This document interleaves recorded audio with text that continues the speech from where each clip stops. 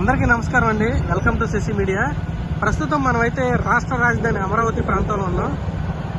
విజయవాడకి వెళ్ళేటటువంటి seed access road Amaravati ప్రాంతంలో గతంలో చంద్రబాబు గారు నిర్మించినటువంటి సీడ్ యాక్సెస్ రోడ్ ఇది. గత ప్రభుత్వంలో 5 సంవత్సరాలుగా అసలు ఈ ప్రాంతంలో ఒక లైట్ వెలిగినటువంటి దిక్కు కూడా లేదు.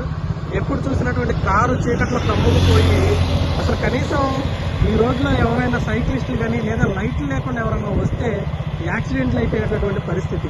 చంద్రబాబు నాయుడు గారు ముఖ్యమంత్రి అయిన తర్వాత ఈ ప్రాంతంలో కరెంటును అయితే పునరుద్ధరించారు. మీరు చూడొచ్చు, దేదీప్యమానంగా వెలుగుతున్నటువంటి లైట్స్ అనేవి మీరు చూడొచ్చు. ఈ రోడ్స్ కూడా చాలా అంటే చాలా క్లీన్గా, మనం బయట విదేశాల్లో చూస్తే రోడ్స్ ఎలా ఉంటాయో ఆ రేంజ్లో అయితే ఇప్పుడు ప్రజెంట్ రోడ్స్ ఉన్నాయి. జంగిల్ క్లియరెన్స్ చేశారు. ఈ పక్క ఆ పక్క కూడా మీరు చూడొచ్చు గ్రీనరీ ఎలా మెయింటైన్ చేస్తారో. గత ప్రభుత్వంలో ఈ చెట్లన్నీ కూడా మోడు మారిపోయి ఉండేవి. ఎప్పుడు అసెంబ్లీ సమావేశాలప్పుడు మాత్రం జగన్మోహన్ రెడ్డి ఇక్కడికి రావడం తప్ప అసలు అమరావతిలో అడుగు పెట్టింది లేదు, ఈ ప్రాంతాన్ని పట్టించుకుంది లేదు. ఇప్పుడు చంద్రబాబు నాయుడు గారు వచ్చిన తర్వాత అసలు చూడొచ్చు ఈ లైటింగ్ అనేది ఎలా ఉందో.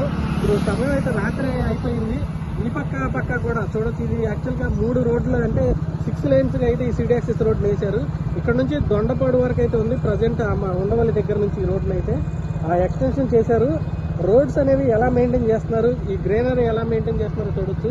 ఎకో ఫ్రెండ్లీ పర్యావరణ హితమైనటువంటి రాజధాని మేము నిర్మిస్తామని చెప్పేసి చంద్రబాబు గారు చెప్పినటువంటి తరుణంలో ఆయన ఆల్రెడీ కార్యాచరణ మొదలు పెట్టారు. ఇంతకుముందు టిట్ హౌసెస్ కరెంటు ఉండేది కదా, ఇక్కడ వెంకటపాలెం దగ్గర టిట్ హౌసెస్ మీరు చూడొచ్చు. వాటికి కరెంటు, డ్రైనేజీ, వాటర్ అన్ని ఫెసిలిటీస్ అయితే ఇచ్చారు.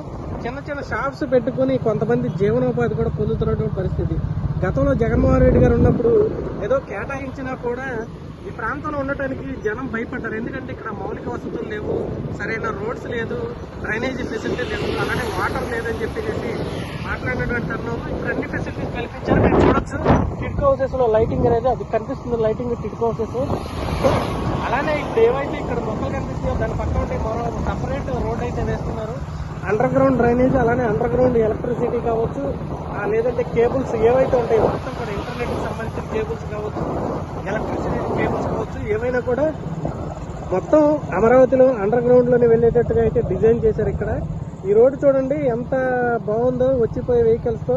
ఇంతకుముందు గతంలో అసలు ఈ రోడ్లో వెహికల్సే కనిపించేవి కాదు. చంద్రబాబు నాయుడు గారు ఎప్పుడైతే ముఖ్యమంత్రి అయ్యారో అమరావతి ప్రాంతంలో ఈ ప్రాంతం మీద రాష్ట్ర ప్రజలకైతే ఒక నమ్మకం అనేది ఏర్పడింది. సో ఖచ్చితంగా ఇక్కడైతే పెట్టుబడులు ఇన్వెస్ట్ చేయడానికి కానీ, ఈ ప్రాంతంలో ఉండటానికి కానీ, లేదా ఇక్కడ ఏమైనా పనులు చేయడానికి కానీ చాలా మంది అయితే ఇక్కడికి వస్తూ ఉన్నారు. ఆల్రెడీ చిన్న చిన్న వర్కులు స్టార్ట్ అయినాయి. జనవరి నుంచి పూర్తి స్థాయిలో వర్కులు స్టార్ట్ అవబోతున్నటువంటి తరుణంలో చాలా మంది అయితే ఇతర రాష్ట్రాల నుంచి పని కోసం కూడా ఇక్కడికి వస్తున్నారు.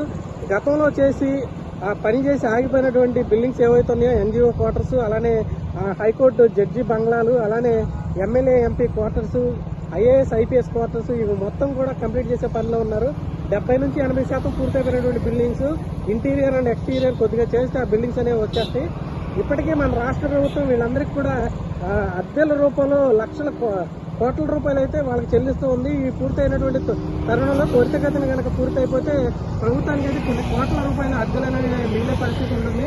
జగన్మోహన్ రెడ్డి గారు వాటిని నిర్లక్ష్యం చేసి వాటి గురించి ఏమాత్రం పట్టించుకోకుండా వాళ్ళ కోట్ల రూపాయల ప్రజాధనాన్ని అయితే వారి అద్దెలకైతే కేటాయించారు.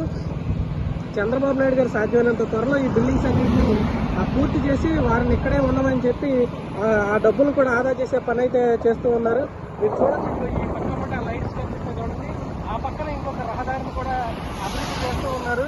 అండర్ గ్రౌండ్ డ్రైనేజీ, అలానే అండర్ గ్రౌండ్ కేబుల్స్ కూడా గత 5 సంవత్సరాలుగా వాటి కోసం వినియోగిస్తున్నటువంటి ఐరన్ పైప్స్ ఏవైతే ఉన్నాయో పెద్ద పెద్దవి, అవన్నీ కూడా నిరుపయోగంగా పడి ఉన్నటువంటి తరుణంలో వాటిని కూడా వినియోగంలోకి తీసుకొస్తూ ఉన్నారు. ఇక్కడ ఫ్లైఓవర్ మీరు చూడొచ్చు, అమరావతి మధ్యలోంచి వెళ్తున్నటువంటి ఫ్లైఓవర్. ఈ ఫ్లైఓవర్ కూడా ఆల్మోస్ట్ పూర్తయిపోవచ్చింది. అప్పట్లో కృష్ణానది మీద ఇబ్రహీంపట్నం దగ్గర నుంచి ఒక ఐకానిక్ బ్రిడ్జిని అయితే వేద్దామని చంద్రబాబు గారు ప్రతిపాదించినటువంటి తరుణంలో జగన్మోహన్ రెడ్డి గారు దానికి వండి కొట్టి ఒక నార్మల్ బ్రిడ్జ్ అన్నారు. కానీ ఈ హైవే కనుక ఏదైతే ఉందో ఇప్పుడు ఇక్కడ మీకు వెనకాల కనిపిస్తున్నటువంటి హైవే, ఈ హైవే కనుక పూర్తయిపోతే మంగళగిరి దగ్గరగా మనకి కాజా టోల్ ప్లాజా ఏదైతే ఉందో దాని దగ్గరకు వెళ్ళిపోవచ్చు. ఇబ్రహీంపట్నం నుంచి మనకి చాలా సమయం, అలానే దూరం కూడా కలిసి వచ్చేటటువంటి పరిస్థితి అయితే ఇక్కడ ఉంది. గతంలో వెంకటేశ్వర స్వామి ఆలయం ఇక్కడ మీరు చూడొచ్చు, మన కృష్ణాయపాలెం వెంకటాయపాలెం దగ్గరలో ఉన్నటువంటి.